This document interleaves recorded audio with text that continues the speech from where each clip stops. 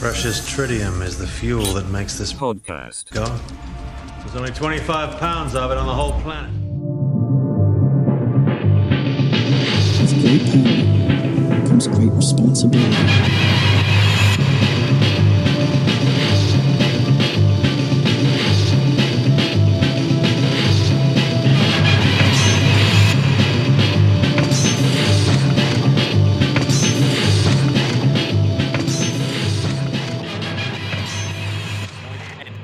Directly next to my girlfriend. It is. Hey.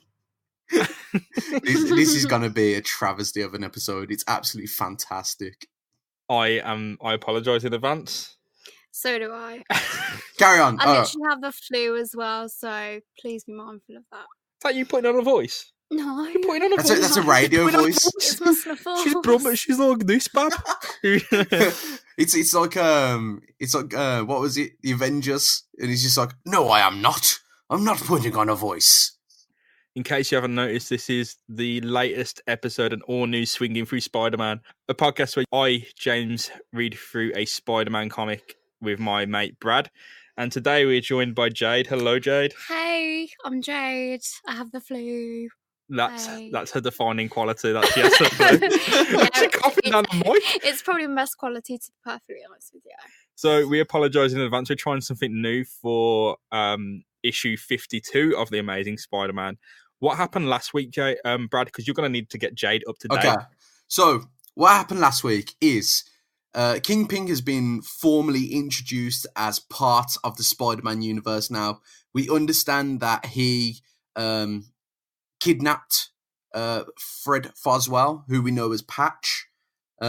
He's now trying to get a stronghold on the underground criminal scum of New York. In order for this to happen, he wants to be seen as some sort of a good guy. It don't quite work. JJ, the owner of the Bugle, are running headlines that are basically besmirching the Kingpin. Kingpin didn't take too kindly to this, and now he's actually sent out a hit squad to kidnap JJ, bring him in to Kingpin's lair, where Fred Foswell is actually being held as a prisoner. Spider-Man is now also included in all of this because he tried to save. What was it? Did he just jump into the middle of a kidnapping? Yeah. He just literally jumped through the front window of a kidnapping. Didn't realise that the Kingpin was actually way more than he appeared to meet the eye. He's very fast, he's very strong, he's very smart. So he actually bested Spider-Man in a game of fisticuffs. So now we're sort of left in a moment where JJ, the person who hates Spider-Man the most, is actually begging Spider-Man to get up and save the day. Yeah, so Spider-Man's held captive, and Jade, at this moment, you can see a picture of the Kingpin in front of you. One word to describe him, please. Marshmallow. Instant. Marshmallow. I was hoping you wouldn't say fat. I think that would have been quite cruel. Not very PC, is it? You know what? Fat is not a bad word. Fat is a descriptive word. We in the body positive community like to take the word fat and turn it into something that is actually descriptive. As a chunky guy myself, it's not bad. It's just descriptive. Just love yourself. Love what you're doing, basically. Damn straight. Vibing this already, isn't it? So, Brad and Jade, shall we jump into the story? I'm ready to jump. Let's dive in. We start, of course, with an unconscious Spider-Man and the editor of the Daily Bugle newspaper, Jonah Jameson, who are being held captive in the dark depths of the Kingpin's HQ. So, Jonah Jameson he's had the blindfold removed. He can see what's going on. And what he can see is the only person who can save him is out cold, being carried to like a voice-type device to be locked into. They are not in a cozy prison cell at all. Jameson is begging for his life. Oh, yeah. He don't want to be there at all. And he knows the only person who can save him is the person he hates, the Amazing Spider-Man, who, again, is out cold. What a twist. The thing is, out cold doesn't even begin to describe just how bad Spidey is at the moment. He gets carried into this... I was going to say, he's literally in, like, the fetal position. Like, legitimately, he gets carried in by two thugs. Like, he's just like ragdoll physics. He's like liquid in a Spider-Man outfit. It's like when we used to go out for meals when I was a kid. When we used to go out for meals when I was a kid, and my dad would I'd fall asleep in the car and I'd be in my jeans, and my dad would put me into bed in my jeans. No, I remember this because you'd always You've had fall too asleep. much chocolate fudge cake. Oh yeah, always room for chocolate fudge cake.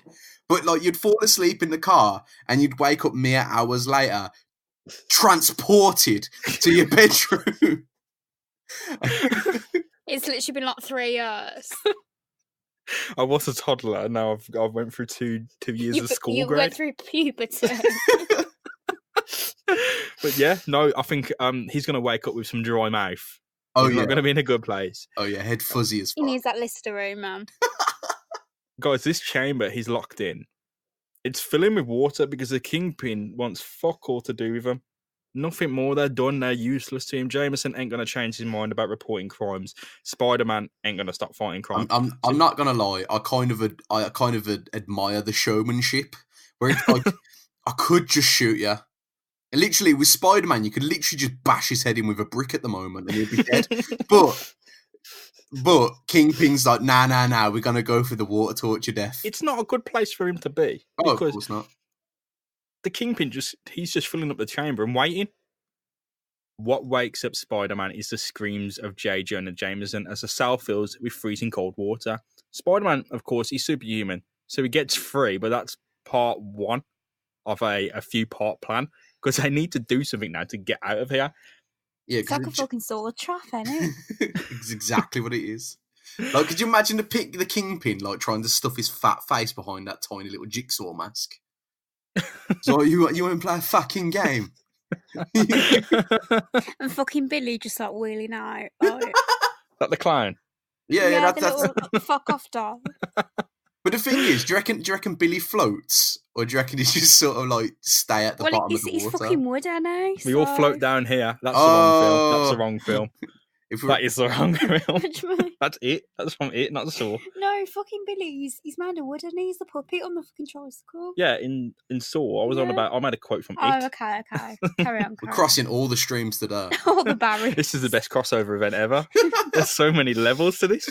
Mate, all I'm saying is that Shaggy in Mortal Kombat 11, that's the most ambitious crossover I've ever seen in my fucking Shaggy's in life. fucking Scooby-Doo. Yeah. I don't even fucking want to know. I've had enough stress today. Spider-Man's got to come up with a big plan to save not just him, but his biggest critic, who's next to him, tied up. And this guy is... Do you reckon Spider-Man ever has that moment where he looks back and just goes, no one would know? just to fucking strangle him. Like looking in the bathroom mirror, just like... Could just leave him here and no one would know. Yeah, you could just strangle him, put him down, and say, yeah, the water's done his job. I'm Spider-Man. I can get out. Everyone knows why I got out. Right. If anyone has watched a spider down the bathroom, they should know that Spider-Man is pretty much fucked right now. So Spider-Man's got to save his biggest critic. He's constantly chastising him as we speak for not being quick enough, not doing the right thing, not saving him when he possibly could, not doing this and not doing that. Spider-Man just snaps out of his restraints. Yeah, just like it's nothing. And he's just screaming. Spider-Man just literally tells Jameson to clam up. Yeah, imagine Jameson's voice in that chamber as well. Oh, it'd echo all the way around it. And Spider-Man's head isn't in the best place. He just woke up from being gassed. Oh yeah, he's like the diamond jewel pin on Kingpin's what's it? Is it cravat? Yeah, cravat. Yeah, it was his old school cravat that gassed Spider-Man out. Spider-Man went for the final blow. So all of these crimes, mate, the abduction of Fred Foswell and Jameson have left a gulf at the Daily Bugle. The news desk has to carry on. The newspaper must go on. Foswell's disappeared, and Jameson's office has been smashed up because he was abducted from it. So in steps Ned Leeds, who he sees the broken office, sees the broken door, and suspects that something's gone on. Door's hanging off its fucking hinges. He's like, I don't know what's gone here, but it's bad. Ned Leeds is like Sherlock. Ned Leeds is just Benedict Cumberbatch, not Sherlock. Oh, he's just a guy. Yeah, just a guy. Yeah. What's that fucking stupid guy? Sorry, my voice is breaking. Is that buy one, get one free? I'm just saying that when I see those windows. You buy one, you get Oh, one the free. bug off offer. Yeah. That's all I'm thinking right now. For our American audience, do yourself a solid and Google safe style buy one. That's get one it, you free. That's the one. That's 'Cause British culture right there. The Bugle are going to have to get in on one of those offers at the ground floor. Oh yeah, definitely, because that window got done in. So Ned Leeds has to step up and he's got to find Foswell and his boss. And of course, Jonah Jameson's role needs to be filled. So in steps Robbie Robertson, who is the city editor on the newspaper, and he can step in and fill in. The newspaper, it can't just stop. And it doesn't, to its credit, it carries on. Robertson and Leeds, they head out to make sure the newspaper don't fall apart. Ned Leeds heads out on the trail of these missing co-workers, and his fiancée, Betty Brant, is not having any of it. She's just crying into his arms. It's dangerous. She cute. Yeah, She cute. Betty. Yeah, Jade, she cute. a bit of background story about Betty Brant now Mm. is Spider-Man literally got her brother shot. Oh, like, okay. Literally. Oh. She's been wrapped up involved in a lot of criminal activity. Okay, this is turning a bit darker than anticipated. But Yeah. yeah, carry on. Carry on. She's also extremely possessive. Like, oh, Yeah, we don't like the level 10 clingers, do we? oh no, she's basically a dinglebearer. Oh, come on, dog's butt. Oh, I'm going to cut them off. You know them one. Oh, you have a bath. Okay, carry on. So Spidey is now in a completely flooded cell. He's got no other options, so he simply asks Jameson, "Come closer." Jameson, I might die here. I want to feel like a man once more. And Jameson is ready to die. Embrace me. He's embracing the sweet release of death. He's choking out on the water. It is pretty amazing how calm Spider-Man looks in contrast to how fucking shocked Jameson's face is. Jameson, just one more time. Just hold me. I don't know. No, the sweet embrace of death. Jameson's like holding Spider-Man and he's like, where's that music coming from? And meanwhile, like Adele's Skyfall comes on. Desperately trying to keep his head above water. Jameson says the quote, "They can't do this to me. I'm in the prime of life, but man, if the water don't get in, mate, it's the cholesterol. I reckon that's coming next."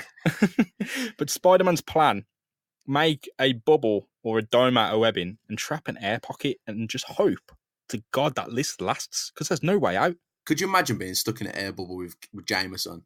Man smokes cigars every second of the day, man. So you can imagine he's just like... As I said, my man needs Listerine. Like total care. You know what I'm saying? Spidey's made a triple ply thick web dome. And he's hoping, and that's what he says. That's actually how he describes it. It says it's like being a giant air bubble, but how long can it last? Mate, the tube is full of water and the Kingpin orders after 5 minutes that it be drained. So it fills up. 5 minutes of it being full, drain it, and let's dispose of these dead bodies. Like, I'm not being funny, but why would you just leave it 5 minutes? You just fill the tube and leave the tube. Yeah, because it doesn't have to be cleaned up like today. It's not like the landlord's coming round, to see if he's got dogs or anything. You know what I mean? Like check up on the walls and shit. Like, oh no, the chamber. Oh. Check the electric meter. Yeah, you know what I mean. The thing is, I'd imagine that if there was an electrician or a plumber around, like they would just sort of do their shit, never look at anyone in their eye, just send the memo through the post. Send the minions around. That's exactly what they would do. The goon squad. The goon squad, yeah. So this goon squad enter the tube or cell. They see this dome, like this damp, soggy dome, and they say, it's a cocoon? It's a cocoon? What's going on in there? You know what the disgusting thing is about this? Is that, like, I've watched these spider sack videos, and I wish I never. I really, really wish I never. Because think about it, Spider-Man's webbing looks like actual web. And you think for a second you would be like, yeah, gonna crack that fella open. Nah. No, you'd leave there and walk away. And the thing is like Spider-Man's quite... You'd fill it with fucking petrol, wouldn't you? Yeah, just burn that motherfucker. Just, like, to the ground. And then you would have to explain to the landlord. You'd be like, look, there was this massive And then, spider you ball. burn the fucking house down. So Spider-Man jumps out of this cocoon naturally and takes these two goons out. Yeah, big double punch, man. Big double 1, 2, bang, bang. Yeah, They're it's both beautiful, down. that is. They both escape, Spidey leading Jameson through this underworld to safety. And of course, Jameson's always giving it him in his ear, going, this isn't good enough. Where are you taking me? You're going to lead us into danger. You're not good enough. They encounter like a group of guards. And the thing is, I have a feeling like Jameson can't whisper. Like, I feel like even his whispers are still at full volume. The words have to come through his mustache, though. Like, they have to pass that, and that's going to rustle like a crisp packet. Nah, it's a diffuser, mate, man. It's a diffuser. that top lip sweep. It's like a silencer, like a Can gun. I just interject here with an anecdote? I grew up thinking if you opened a crisp packet upside down, you get cancer. And Wow. I believe that from the ages of 10 to about 16. Jesus How would Christ. that affect you? I have anxiety. That's no excuse. The bottom Just end is the imagine me bad every end. time with my fucking salt and shake, like can- shaking, like. Please get the logo, the Lay's logo, the right round. The thing is, the amount of times that I've opened up a packet of crisps and then looked at the side, and be like, oh shit, I've opened these upside Oh, down. God. That's like, that'd be like, if I did that, I'd be like, shit, this is a death sentence. Get me to the GP stat. Brad, you need to check your breasts or something, man, because Yo, Your actually, fucking loins. actual life hack here, right? If you've got like a really good flavoursome packet of crisps or chips, depending on what part of this globe you're from, right? If you open it upside down, that's where the flavour savers are. And you know those You don't get cancer. you definitely don't get that unless you stand too close to the microwave, apparently. But yeah, the flavour savers are at the bottom, and all the crispy broken bits sort of make their way down throughout the middle. So like you actually get an overall better flavour bag of crisps, but open it on the bottom. Brad is not sponsored by Walkers. Well, we didn't mention Walkers until you said that. I was actually thinking about McCoy's, to be fair. Not sponsored. You know when you have a McCoy and like you get that flavour saver. You know the one fella that literally like looked. You greedy fucking crisp. You Mate, took it all. it was on the conveyor belt when there was adding the seasoning and just went, I will take it all. My brother and you are sound. You are safe. And just literally that one. It's like a whole of a crisp deep of flavour powder. Oh, I love McCoy's. I love McCoy's so much. So Spider-Man's got to lead his boss through the criminal underworld. They get to a blockage of guards. Spidey moves in to dispatch them sneakily. But he has to get the other body through Jameson, and he's worried that Jameson ain't got the nerve for it, and he's bottled it. To be And fair, he doesn't... I'm kind of surprised that Spider-Man isn't just like Yodering him. You know, Empire with just Yoda on his back. Yeah, just like carry him. Yeah, just carry him in it. It makes sense. They get him out of there. And he thinks that he's not going to get through it safely. So Spider-Man creates a distraction. He lays it into the guards, makes a hole for Jameson to run through. And he's like, you got to move. You got to move. You're going to get You're hurt. gonna get fucked up, yeah. Jameson bottles it. He's sweating buckets. He stays still. Spider-Man then thinks, I've got to lay into him now. He's not going to move. So he goes, you move or you'll be my next target, pal. Rough. Oh my god. He's gone. I quite frankly, being an outsider and literally just looking at these comic strips, Spider-Man has missed arm day. Oh, I assure you, he hasn't. No, look at the legs in comparison to the arms. He's missed arm day. You were chatting some shit. No, Look at the no, fucking guns. They're like fucking Mate, strawberry pure ices. definition, man. You don't know. Mate, you know what? Every day's chest day for Spider-Man. Every day is leg day and chest day because he's using them legs to crawl up walls. Yeah, but I know him. he never goes like special leg power. We've heard his chest busting rope abilities. Yeah. So Jameson takes off and he's too busy being afraid of Spider-Man and looking at the chaos. He runs straight into a metal pipe that knocks him straight out. Oh, what a dingus, man. Look at that bung. He's rattled, man. But the scene switches to the Kingpin, who's now having a one-on-one talk with Fred Foswell. He's alerting them. Well, he's alerting Foswell that, mate, your boss is dead and Spider-Man's dead. we can do this now. We can move forward with the plans. Foswell bottles it. He wanted to help the Kingpin. He wanted to get back into crime, but he didn't want to part in cold-blooded murder, so he's out. The Kingpin turns on him, and he gets closer to strangle him and do him in right there and then. And of course, in steps Spider-Man. Kingpin ready to do the job with his bare hands, mind you. Double door entrance. Oh yeah. Slam those doors open. Straight in, ready to take our man out. Just literally, first words out of Spider-Man's mouth, hands off Tubber. Yeah. Oh, that's fat. You can't lead with the fat shaming. He doesn't even know what's going Not on. very PC. No, it's not even PC. That's horrible. Come No, on. that's literally like me in the work canteen. Like they're all working for the microwave, are bursting. Like, hi guys, I'm here. You look at me, I'm just Party don't start. Hands off, Tubbs. literally. I'm there with my 3 cans of soup and 3 cans of 7 soup. slice of How Warburton do you press. get 3 cans of soup in you? That, You're 8 stone. You're tiny. I'm not fucking at stone. 7.5. I'm not a massive fan of soup, but I enjoy soup because I like the Oh no, prospect. vegetable. Yeah. Nah, I just like the prospect of being no, able to no. eat 8 rounds of bread. No, you don't In have one to sitting. eat it. You just drink, don't you? You just drink it down. Depends if it's chunker. You just swallow it, man. Just feel the thick chunks of carrot just slide down your neck. So the scene switches to All Flash. the good girls swallow. You know what I Jade, mean? what the fuck? Brad's dad listens to this. Carry on. Sorry, Brad Dad. Excellent. This is a spicy podcast, this is. Extra jalapenos. Carry on, James. So the scene switches to Flash Thompson, who's come back from the war Jesus to Christ. spring a surprise visit on his pals, and he's playing up the big card. He hasn't actually went to the war yet. He's just been in basic, so he's just been pissing around on the ropes and that. But he's giving it the big one like he's been on the front lines. He bumps into Gwen Stacy, Harry Osborn, and Mary Jane Watson, all of his mates. But Peter Parker ain't around, and he's a bit disappointed. And this scene simply exists so everyone can say they ain't seen Pete in ages. Literally, that's it. Yeah, they're like, oh, we ain't seen Pete. But it's like that scene in the last issue where Pete just drove by the diner just to sort of see everyone. Yeah, they've put these scenes in just so people can have a time of their life and go, well, Pete's missing this.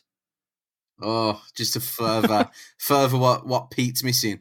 At least he doesn't live in the millennial age where he would have to watch all this on social media when he gets back home. He's like, oh fuck, I miss Flash coming back. Christ. On Snapchat, On where fucking TikTok. TikTok. no, it's Flash Thompson just miming to Just like I'm a real American by Hulk Hogan. I was going to say, these have been on the fucking peroxide, haven't they? They're all bleach blonde. oh yeah, all of them. Mary Jane's definitely sniffing it. That's for sure. Back, On the fucking cats. we have said that. Good point. Definitely. So back at the fight, the Kingpin and Spider-Man. That's literally the worst place to just interject this thing. It's just like it's about to go down. Fred Foswell's about to get his comeuppance, and it's just like, by the way, here's these guys that you kind of don't give a shit about, and then it just instantly jumps back into the action. Dude, this comic flies.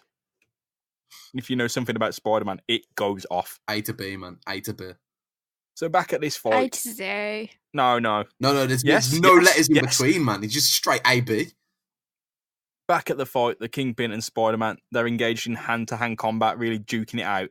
Spidey eventually gets the better of our man, the Kingpin, by using gravity, and his defying physics leaps over him and just takes him down, complete reflexes. He's down on the floor. The Kingpin doesn't even know what time it is. He's like, I've never been fucking so unceremoniously not to the fucking ground, have I? Oh, Yeah, fucking hell. he's actually broke the floor. The floor is all cracked. It's like the 31st of December 1999. And then we're gonna party like it's 1999. Yeah, woo! Good reference.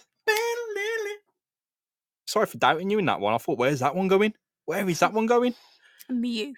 The Kingpin is no idiot. Yeah, And Jade, he's going to run away. He's going to run away like a coward. Did you expect that of him? of course. But he dips as well. He gets some, for such stubby He's little gone. toddler legs. Scampering off. Mate, look at that loafer as well. Like that one. That's what I look like running for the 935 wave, into Birmingham City Centre.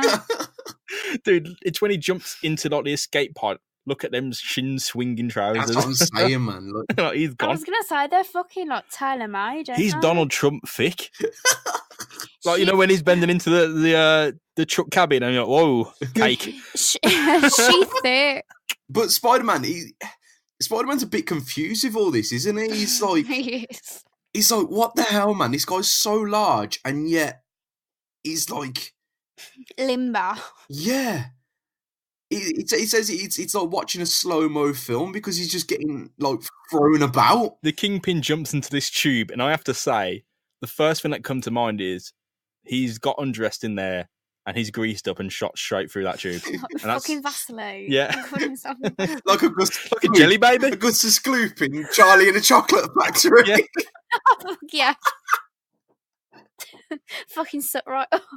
Spider-Man reckons, it's easy enough to follow him. He's gone down the tube. Goes to the tube. The tube, of course, blows up in his face. Oh, it's booby trapped. Classic Spider-Man. You didn't even know Spider-Man. Of course, we've got another bit of plot here, man. It's not just the Kingpin. Jade, Jonah Jameson is still downstairs surrounded by goons. Oh, so Spider-Man just sort of left his ass. No, last he saw, Jameson had run through a door to safety. Oh, so he followed him through.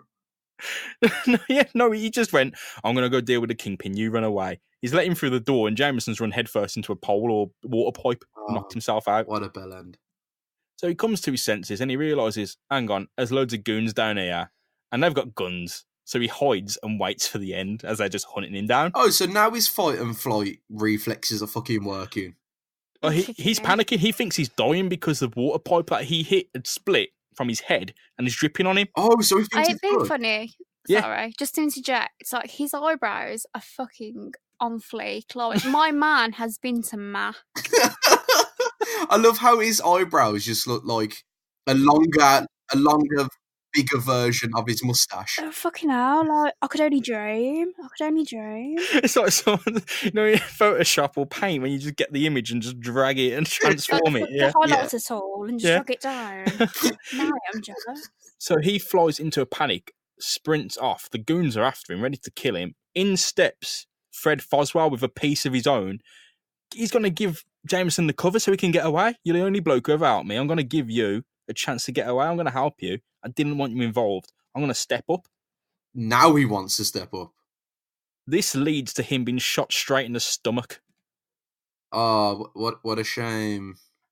Oh. He wasn't meant to get shot, but he had a piece and they pulled a gun. The goons have pulled a gun. They've shot him and they're moving in on Jameson as as he bleeds. Foswell bleeds out. Jameson's just using Foswell as a meat shield. He is. And Jameson, just as Foswell's been shot, Jameson still doesn't get anything. He's literally He doesn't understand. shouting out loud like Foswell is dying in Jameson's arms. Like he's like, Been very "Oh!" bad, mate. Like his guts are like fucking on the floor. Jameson's just holding him, screaming, "I don't understand!" Spider-Man hears the gunshots and he comes in. He rushes to the rescue and he takes care of the goons. He literally dispatches them instantly, comes in, drops them, but it's too late for Foswell, who has succumbed to his gunshot wound in front of Jameson, who he died a hero, to be fair. I don't know if we can say that, but in the context of the thing. R.I.P. He's done too many minus good things to do one plus good thing. His moustache still looks good though. So. Oh yeah, he's a good moustache to be fair. Okay. He should have done the Keanu Reeves in Point Break and just pull the gun when he's on the floor and Yeah, shoot it into the air, screaming. Yes. Just unload that clip. But if Foswell dies, he says, it's better this way, I failed. And of course, it's another bloke who's died in front of Spider-Man, and Spider-Man just feels crap. Foswell's a piece of shit though. I'm sorry, he is. Can I just interject again? Like his package in Who's this last Spider-Man's? slide, it looks like yes. It is like he looks very like yes, if you know what I mean. Meanwhile, behind that mask is a face of a teenager that has just watched a work colleague die. Yeah. He's like, oh, he was an inspiration. He's just watched like missionary porn. He's just like yes. No, you know, like teen. No, just watch like Mission. He's crying. Oh, okay. Carry on. Yeah, okay. You might be crying. Well, you don't know what people are into, but yeah, carry on. Why have I got the strangest boner right now? literally. I also want to point out that if he did get a boner, it's more or less a foot away from Jameson's head. Jameson is literally crouched over Foswell's dead body. Weirdest boner. You know when you watch like the new Greg's advert, like yeah. So the police, the doctors, and Ned Leeds finally arrive on the scene with Foswell's corpse being carted out. Oh mate, Foswell died out pretty quick, didn't he? Yeah, he got shot and he was gone. Like he didn't even like have a ceremonial like. He kind of collapsed and just my mama, I love her. No, just instantly out. A despondent Jameson orders Ned Leeds. You've got to fill the shoes of Foswell. You've got to run a special in this man's honour because he deserves it. And what you have to do is double your crackdown on Spider-Man because Spider-Man cost this bloke his life, apparently. Jameson is so fucking warped. Like, honestly, how? Oh, it infuriates me, man. I can't imagine what it'd be like working for this bloke, especially when he's headhunting you constantly. It's going to be rough out on out for Spider-Man, and he has to flee the scene because the cops are showing. It's all kicking off. He flees the scene to ponder it all and come to his senses. None of this is actually his fault. He feels for once, and he did the right thing. Oh yeah, and definitely. Mate, he never ever feels like he's done the good thing. He never ever feels like he would do it again. He always regrets it. And the comic ends with him actually thinking, right, I'm not going to get over Jameson. I'm a do-gooder. I'll do the same thing all over again. I'm not going to doubt myself. And that's how it ends. Dun, dun, dun. No, he's right because he's had that. He's had that like moral, High ground. Well, no, not moral high ground. It's like a couple of issues ago, he actually gave up being Spider-Man because he was just fed up of never doing the right thing. And then he jumped. Someone was in trouble. And without even thinking about it, without giving it a second thought, he weren't even in costume, he was literally in his civvies. He just jumped into action and he was like, I do this because it's the right thing to do. And I know it is. So you can't be doing like good for doing wrong kind of thing. Yeah. Exactly. Like. So he basically had his morals, he had his stones like put in place then. And it was like, oh, I'm definitely doing the right thing. I doubted myself before and I can't doubt myself anymore. I've got to just get on with it. The issue ends there, mate. And next week, it ends on the hint that Dr. Octopus is back. Yes! About fucking time. Jade, the issue's ended. How do you feel about that? To be honest, I'm quite hungry now. Hungry for some spider package. Oh, Jade. You should never have made that joke. X-rated. But guys, thank you very much for tuning in and thank you for bearing with us. I know it's a bit of a different episode, so I hope the edit turns out because we've only got one mic to share. We're probably breathing down this the entire time. Actually, the audio don't want to be here right now. Yeah, it should come out good. But man, thank you everyone for listening. Thank you. Thank you so much. It's been an honour. It's awesome. Well, 2019 started off really well for us. I know it was a slow start. We had our little break at the start, a little hiatus, and we've come back. So thank you for bearing with us. If you enjoyed the podcast, always hit us up at Spidey Podcast on Twitter. You can leave a review as well. That'd be fantastic. And Brad, any final thoughts before we end the issue? Nothing. It's just I like to see Spider-Man coming out of his shell, stop doubting himself as much. It's kind of a shame that he's missing out on all the goodies, but I'm always down to catch some octopus goodness. Yeah, and that will be next week. Dr. Octopus will be back. So thank you very much for listening, and we'll see you soon. Right, I'm off to eat my chips and beans. Have a great night, guys. Thank you for listening to my bullshit. See you later. Goodbye. Mic drop.